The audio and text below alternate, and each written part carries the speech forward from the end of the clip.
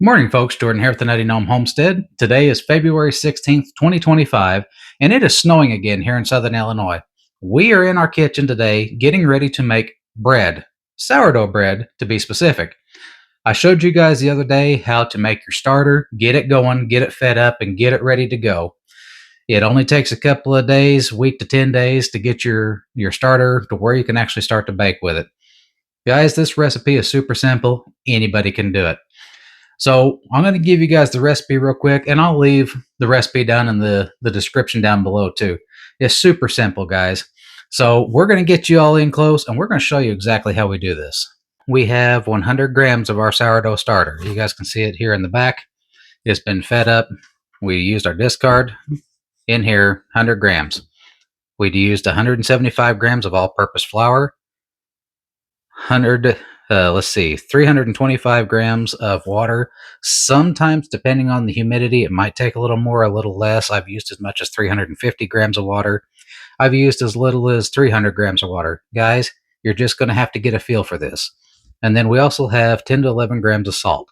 We prefer to weigh everything out instead of using a measuring cup. You tend to get better measurements this way. So we mixed this up. We covered it with a piece of cling wrap or a tea towel or whatnot. We set it in a warm place, and we just let it rest and come together. Guys, all we're going to do now is we're going to do a couple of folds.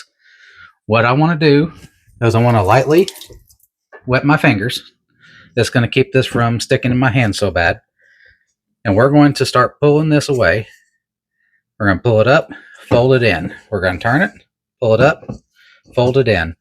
Now, you might get a couple of tears. That's okay. We're going to do this a few times. We're just getting everything incorporated. Pull it up, stretch it out, fold it in.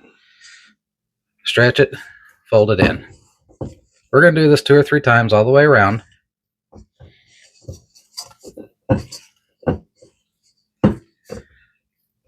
There we go. Now I'm going to cover this, and you guys see it starting to come together pretty good. Well, I'm going to cover this with the tea towel or a piece of cling wrap, and we're going to set this in a warm place for another 30 minutes. We're going to repeat this process 3 times. After that, I'll show you what it looks like.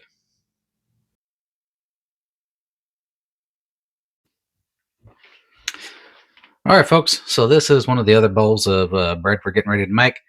And as you guys can see, it's got a little bit puffy. It looks like it's fermenting pretty good. It's been 30 minutes since the last time we folded it. This is going to be our last time we're going to fold it. All we're going to do is we're just going to reach in here, grab it, stretch it. It's got a real nice stretch. We're going to push it right in the middle. Our hands are slightly moist from some tap water. It does keep it from sticking to your hands as much.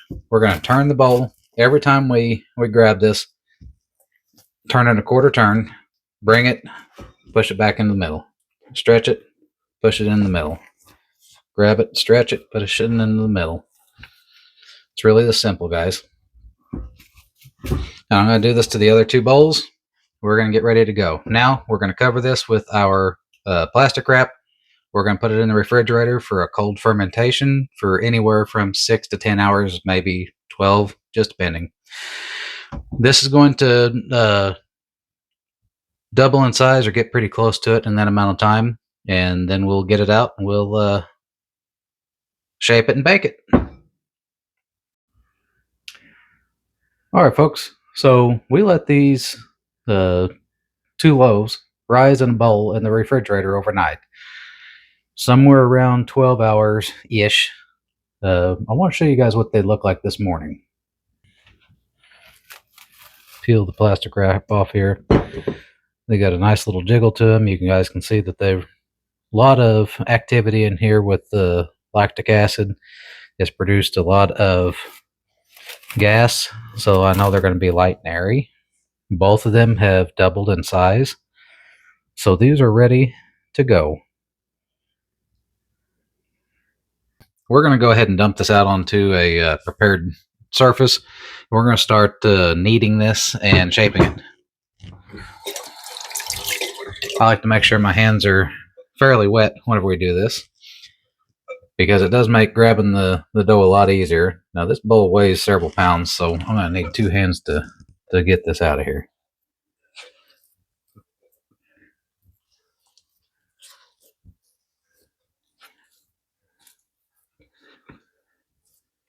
This smells amazing, guys. Smells like what you would think sourdough smells like. Has a nice pungent aroma. All right. Yes, we're just going to start shaping this. We don't want to deflate it too much.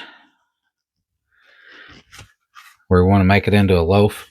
Now, guys, this is how we've been making our bread here for well over a decade. This is how I was taught how to do it.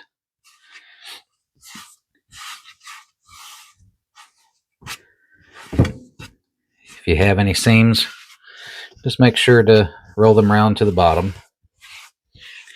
We're going to get a nice round loaf here. If you have any big air bubbles on the outside, I do like to pinch them. The only reason being is whenever you go to bake it, they tend to leave a big void right at the crust. So there we have a nice round proofed sourdough loaf. Now I'm going to put this into a Dutch oven.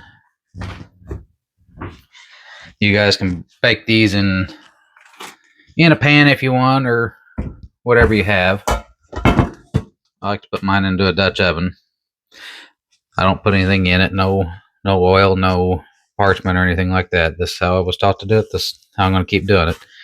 We're going to pick it up.